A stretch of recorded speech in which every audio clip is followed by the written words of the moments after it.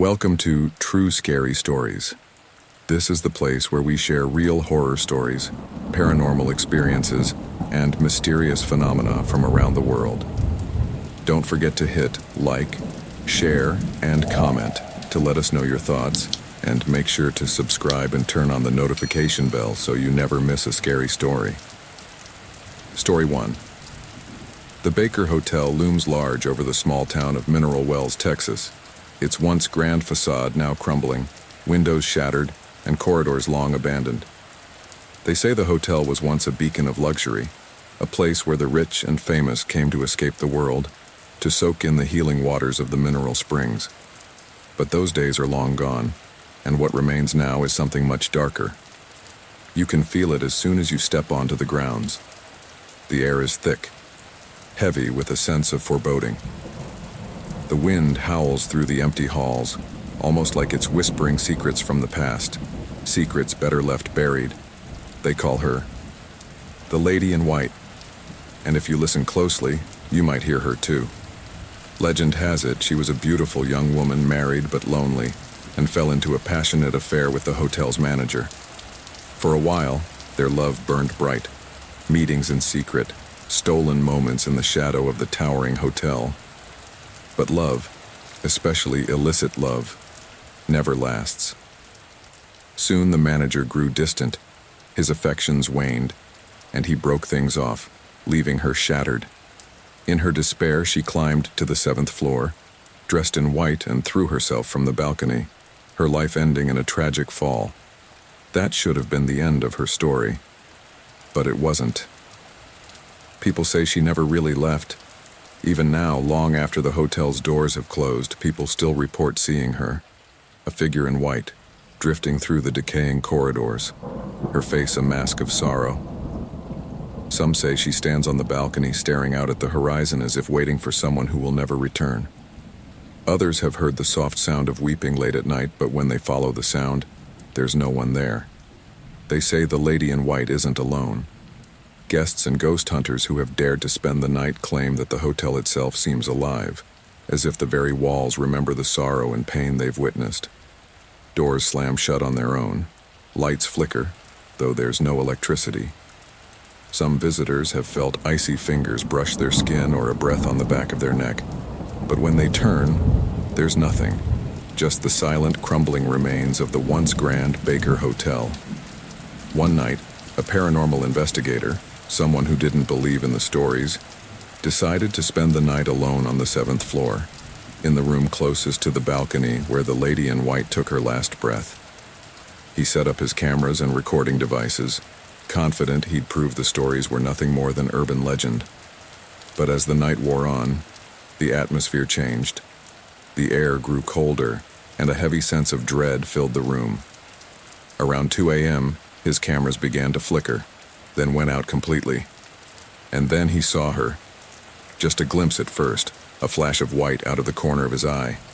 He turned, heart pounding, and there she was, standing by the window, her face hidden by shadows. For a long moment, they stood there, the silence pressing in on him like a weight. He couldn't move, couldn't breathe. And then slowly, she turned to him. Her eyes were empty, dark voids that seemed to swallow the light, and her mouth, it twisted into a smile. Not a smile of joy, but something far more sinister. The investigator ran, abandoning his equipment, fleeing into the night. He never spoke about what happened in detail, but when asked, his face would grow pale, his hands tremble. She wasn't human, was all he'd say. The Lady in White still haunts the Baker Hotel, her sorrow and rage bound to the place where her life ended. And if you dare to visit, if you stand too close to the 7th floor balcony, you might just feel her cold, ghostly hands reach out to pull you over the edge. After all, she's still waiting for someone to join her. Perhaps that someone is you. Story 2. In the heart of the Ozark Mountains, hidden deep within the dense fog and towering pines, sits a hotel with a reputation so chilling, only the bravest dare to visit after dark.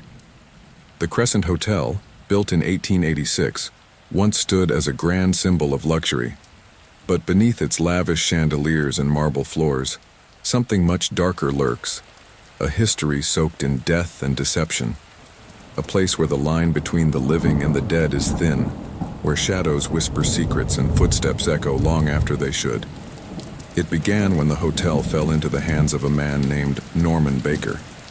He was not a doctor, though he called himself one. He was a fraud, a snake oil salesman promising desperate souls a cure for cancer. Those who came seeking salvation never left. They were his victims, swallowed by the hotel's cold stone walls, lost to his twisted experiments. They say the spirits of those poor patients still haunt the Crescent, bound to the place by their unfulfilled desire for life. And one such spirit, one that many have seen, is a nurse. Dressed in an old-fashioned uniform, she roams the halls at night, her eyes hollow, pushing an invisible gurney. People say she is searching for the souls that Baker took, trying to guide them to peace, but she can never find them. Many visitors have seen her. They say if you stand still long enough, you can hear the faint squeak of her shoes on the tile, the soft rustle of her starched white apron. And if you're truly unlucky, you'll feel a cold breath on the back of your neck, as though she's standing right behind you.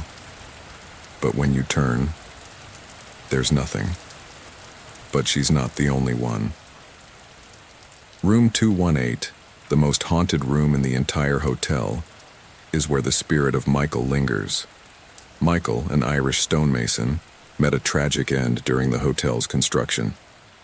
He fell to his death from the roof, his body crashing through the beams. Guests staying in this room report the sensation of being watched, of objects moving on their own. Some say the lights flicker violently, the bed shakes in the dead of night, and a shadowy figure looms over them as they sleep. One couple recounted a terrifying experience. They were fast asleep when the husband awoke to the sound of soft crying. At first, he thought it was his wife, but when he turned to her, she was still fast asleep. The crying grew louder, closer, until it felt like someone was right at the foot of their bed. He reached out to turn on the bedside lamp, but the switch wouldn't move. The room was suddenly freezing, their breaths visible in the air. The crying stopped, replaced by an eerie silence. Just as the husband began to feel relief, the bed shook violently, as though something unseen was trying to tear it from the floor. They fled the room that night, never to return. In the basement, where Norman Baker once conducted his cruel treatments, people often feel a presence, cold, calculating, evil. The air there is thick with despair, a suffocating darkness that lingers long after you leave. Some have seen a shadowy figure that watches from the corners, vanishing the moment you look directly at it. They say it's Baker himself, trapped in the hell he created, forever tethered to the souls he wronged. But the worst part? The Crescent Hotel is still open. People still check in, knowing full well what waits for them in the dead of night. And if you're brave enough or foolish enough, you can visit too. But beware. Once you step through those doors, the spirits may never let you leave. Story 3. The wind howled through the mountains, carrying with it the whispers of the dead. The Stanley Hotel stood like a forgotten giant in the heart of Estes Park, its white facade gleaming eerily under the pale moonlight. It was the kind of place where the air felt thick, almost alive with the presence of those long gone.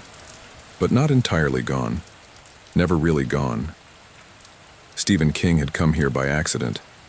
It was the off-season, no tourists, no distractions, just him, his wife, and the quiet isolation of the grand yet desolate hotel. As they approached, the hotel's massive doors creaked open as if by their own will, inviting him into a world where reality and nightmare would blur.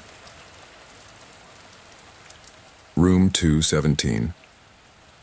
It was just another room, the clerk said. No stories, no warnings. But the moment Stephen stepped inside, he felt it. The air was different here, charged, thick with something unseen. His wife retired early. the exhaustion of travel weighing on her, but Stephen, he couldn't sleep. The room, the walls, they seemed to be watching him. As the night deepened, the wind outside grew violent, clawing at the windows like a desperate beast trying to get in. But it was what was inside the room that chilled him to the bone. The lights flickered, dimming to a haunting glow. From the corner of his eye, he saw movement. At first, it was just a shadow, fleeting, disappearing when he looked directly at it. But then came the sound, a low, almost imperceptible humming, like the lullaby of a long-dead child. It grew louder, closer, until it filled his ears. He stood, heart pounding, the hair on the back of his neck prickling. His breath hitched as the temperature in the room plummeted. And then he saw her. Standing at the foot of the bed was a woman. She was dressed in an old-fashioned maid's uniform, her face pale, eyes empty, as if they had seen too much. Water dripped from her skin, pooling at her feet, soaking the floor. She stared at him, silent, accusing. Stephen tried to move, to run, but his body was frozen, held captive by her gaze. The smell of damp, rotting wood filled the room as the walls seemed to close in on him. She took a step forward, her wet footsteps echoing unnaturally loud in the silent room. Another step, closer now, her hand outstretched as if reaching for him. Her mouth opened, but no sound came out, just the endless drip of water splashing onto the floor. Suddenly the lights blazed back to life and she was gone. The room was silent save for the ragged sound of his breathing. But the terror didn't leave him. The walls still felt too close, the air too thick, like something was pressing down on him. He rushed out of the room, his mind racing with the inexplicable terror he had just witnessed. Days later, Stephen would learn the truth. Years ago, a housekeeper had died in that very room, caught in a freak accident when the boiler exploded. Her body had been found soaked in water from the burst pipes, and ever since, guests reported strange occurrences, visions, voices, and the constant drip of water that could never be explained. Stephen never returned to room 217, but the haunting stayed with him, echoing in the darkest corners of his mind. That night at the Stanley Hotel would fuel his most famous work, The Shining, a novel born from a place where the line between the living and the dead was thinner than anyone could ever imagine. The spirits of the Stanley Hotel still lingered, their stories unfinished, waiting for the next guest who dared to stay. Story 4. The night was thick with fog, its damp fingers curling around the edges of the Queen Mary, the once grand ocean liner now docked in Long Beach. A shadow of its former self, the ship loomed in the darkness, its towering frame a sentinel over a restless sea. It was a hotel now, a place where the past lingered like the salt air, thick and impossible to ignore. But tonight, it wasn't just the sea that stirred uneasily. Something else was awake. As I stepped aboard, a chill that had nothing to do with the cool night air crept up my spine. I wasn't the only one who felt it. The few other guests who dared roam the corridors at this late hour moved quickly, eyes darting to the shadows, their footsteps echoing through the vast, empty halls. Room B340. The name had been whispered to me by a friend who swore they had seen something there, something they couldn't explain. I wasn't one to scare easily, but the stories about that room, the violent disturbances, objects thrown across the room by invisible hands, the feeling of being watched by unseen eyes, had stuck with me. And now, here I was, drawn by some inexplicable force to the door of B340. The key turned in the lock with a soft click, and the door swung open to reveal a room bathed in shadows. The air inside was cold, colder than it should have been. My breath puffed in front of me like smoke.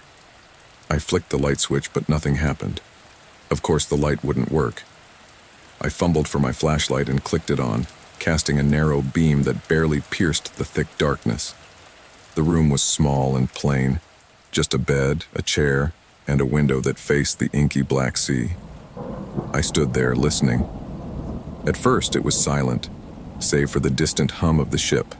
Then slowly, I began to hear it, a faint, rhythmic sound like footsteps. They were soft at first, almost too quiet to notice. But as I stood frozen, the sound grew louder, closer, echoing in the corridor just beyond the door. My heart raced. I whipped the flashlight toward the door, expecting to see someone standing there, but there was nothing. No one. The footsteps stopped, and for a moment, I thought maybe I had imagined it. But then the bed creaked, slowly, painfully, like someone was sitting down on the mattress. My light flicked to the bed. It was empty, but the indentation of a body, of something heavy, was pressed into the center of the mattress, as if an invisible presence had just settled there. I took a step back, my breath shallow, eyes wide. A sudden, violent knock exploded on the door, rattling it in its frame. I jumped, my heart hammering in my chest. The knock came again, louder, more insistent. But when I rushed to open the door, the hallway outside was empty. No footsteps, no voices, nothing. I turned back to the room, and that's when I saw it. The chair by the window. It had moved. Slowly, deliberately, it was turning toward me. The wooden legs scraped across the floor, the sound shrill in the eerie quiet. And then it stopped, facing me directly, as if something or someone was sitting there, watching. I backed away, my hand fumbling for the doorknob, my heart pounding so loudly I could barely hear anything else. But just as I reached the door, the lights in the room flickered once, twice, and then blazed to life. And in that sudden burst of light, I saw them. Faint, shadowy figures, standing at the foot of the bed, their hollow eyes fixed on me. I didn't wait to see what they wanted. With a frantic twist, I yanked the door open and fled, the sound of those invisible footsteps chasing me down the corridor, echoing in the empty halls. I didn't stop running until I was outside, the cold night air biting at my skin, the fog wrapping around me like a shroud. I looked back at the Queen Mary, its towering silhouette standing silent and still, as if nothing had happened. But I knew better. I wasn't the only one who had walked those halls that night. The spirits of the Queen Mary, trapped between worlds, had been watching, and they were far from done with me. Story 5. The Biltmore Hotel, perched like a forgotten relic in Coral Gables, Florida, holds more than just the echoes of a glamorous past.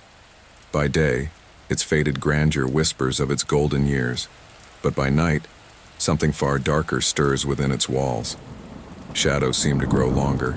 The air thickens with a coldness that doesn't belong in the warmth of Florida's nights, and every corner feels watched. But it's not just the passing of time that weighs heavy here. No. Something, someone, lingers. If you listen closely, you might hear it. The faint sound of billiard balls clacking in the game room, though the table has long been covered in dust, untouched. And if you're unfortunate enough to follow the sound, you might catch a glimpse of him, Thomas "Fatty" Walsh. He's been dead for decades, but it seems death hasn't released its grip on him. Fatty Walsh was a notorious mobster, a man who lived fast and died faster.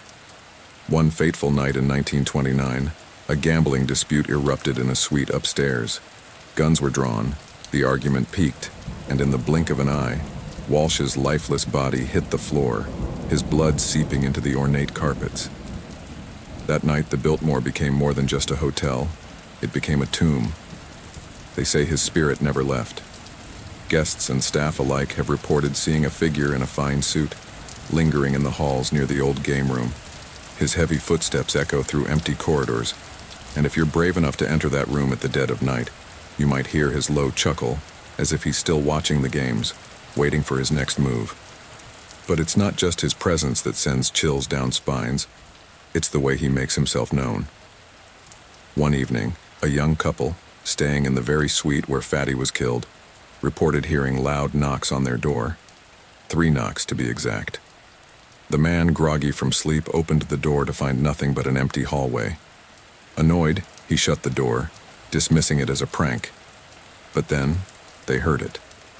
The unmistakable sound of billiard balls clinking against each other, though the game room was 2 floors down. The woman, now wide awake, felt an icy breath on her neck, as if someone was standing right behind her.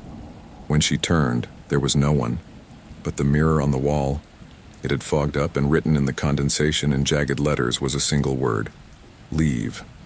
Terrified, they fled the room that night, never to return. But the Biltmore doesn't let its victims escape so easily. The next morning, they found scratches on the door to their suite, 3 deep, jagged marks, as if some unseen force had tried to claw its way inside. But the most unsettling part? The scratches matched the very spot where Fatty Walsh had slumped against the door as he bled out all those years ago. His anger, his unfinished business, has tied him to the Biltmore, and he won't rest until he's had his revenge. To this day, guests speak of hearing footsteps in empty halls, cold spots that come and go like whispers in the dark, and the faint sound of a gunshot echoing through the hotel. Those who dare to venture into the suite or the game room often leave with more than just stories. They carry the weight of something sinister, something watching. And if you ever find yourself at the Biltmore, be careful. If you hear 3 knocks on your door, do not open it. Because Fatty Walsh is still waiting, and he's always looking for someone to play his deadly game.